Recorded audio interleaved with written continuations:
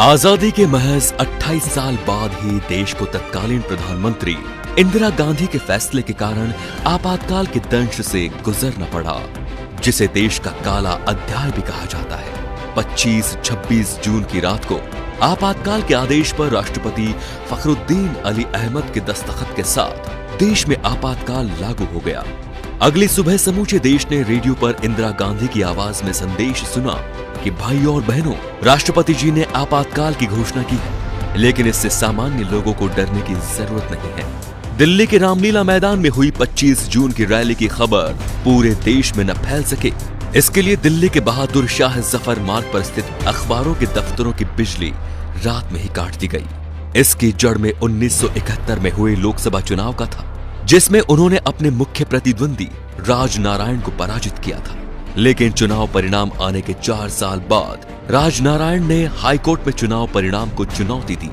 12 जून 1975 को इलाहाबाद उच्च न्यायालय के न्यायाधीश जगमोहन लाल सिन्हा ने इंदिरा गांधी का चुनाव निरस्त कर उन पर 6 साल तक चुनाव न लड़ने का प्रतिबंध लगा दिया और श्रीमती गांधी के चिर प्रतिद्वंदी राजनारायण सिंह को चुनाव में विजय घोषित कर दिया।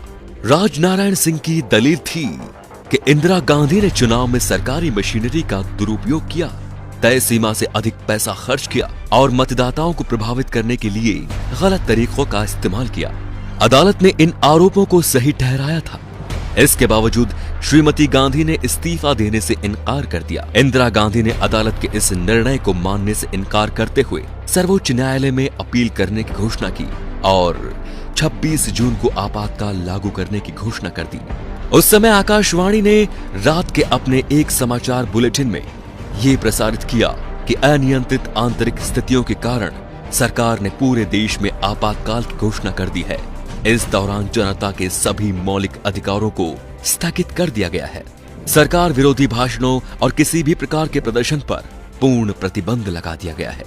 इसका आधार वो प्रावधान था जो धारा 352 के तहत सरकार को असीमित अधिकार देती है। इंदिरा जब तक चाहे सत्ता में रह सकती थी।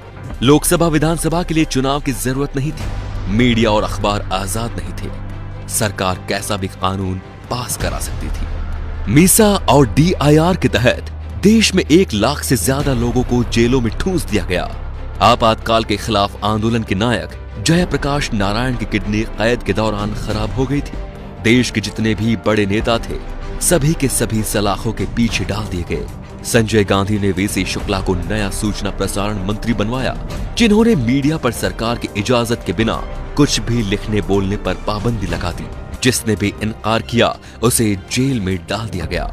सरकार की कोशिश थी कि लोगों तक सही जानकारी नहीं पहुंचे। उस कठिन समय में नरेंद्र मोदी और RSS के कुछ प्रचारकों ने सूचना के प्रचार प्रसार की जिम्मेदारी उठा ली। इसके लिए उन्होंने अनोखा तरीका अपनाया। संविधान, कानून, कांग्रेस सरकार की ज्यादतियों के बारे में जानकारी देने वाले साहित्य गुजरात से दूसरे राज्यों के लिए जाने वाली ट्रेनों में रखे गए। ये एक जोखिम भरा काम था, क्योंकि रेलवे पुलिस बल को संदिग्ध लोगों को गोली मारने का निर्देश दिया गया था। लेकिन नरेंद्र मोदी और अन्य प्रचारकों द्वारा इस्तेमाल की गई तकनीक कारगर रही। एक तरफ देश भर में सरकार के खिलाफ बोलने वालों पर जुल्म हो रहा था, तो दूसरी तरफ संजय गांधी ने देश को आगे बढ़ाने के नाम पर 5 सूत्रीय एजेंडे परिवार नियोजन, दहेज प्रथा का खात्मा, वयस्क शिक्षा, पेड़ लगाना, जाति प्रथा उन्मूलन पर काम करना शुरू कर दिया था। कहा जाता है कि लोगों की जबरदस्ती नसबंदी कराई गई। 19 महीने के दौरान देश भर में करीब 83 लाख लोगों की जबरदस्ती नसबंदी करा दी गई। कहा तो ये भी जाता है कि पुलिस बल गांव के गांव घेर लेते थे और पुरुषों को पकड़कर उनकी नसबंदी करा दी जाती थी। एक बार इंदिरा गांधी ने कहा था कि आपातकाल लगने पर विरोध में कुत्ते भी नहीं भौंके थे, लेकिन 19 महीनों में उन्हें गलती और लोगों के गुस्से का एहसास हो गया। 18 जनवरी 1977 को उन्होंने अचानक ही मार्च में लोकसभा चुनाव कराने का ऐलान कर दिया। 16 मार्च को हुए चुनाव में इंदिरा और संजय दोनों ही हार गए।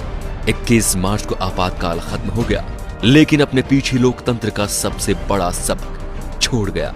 तो दोस्तों, इंदिरा गांधी ने अपना राजनीतिक करियर बचाने के लिए इस आपातकाल की घोषणा की। इस आपातकाल का कदम क्या सही था? क्या लोकतंत्र का चौथा स्तंभ कहे जाने वाली मीडिया को जेल में डालना सही था? इन सारे सवालों को लेके आपकी क्या राय है कमेंट बॉक्स में जरूर बताएं। हमें आपका इंतजार रहेगा। और वीडियो पसंद आया हो तो लाइक कीजिए और वीडियो को शेयर जरूर कीजिए। धन्यवाद।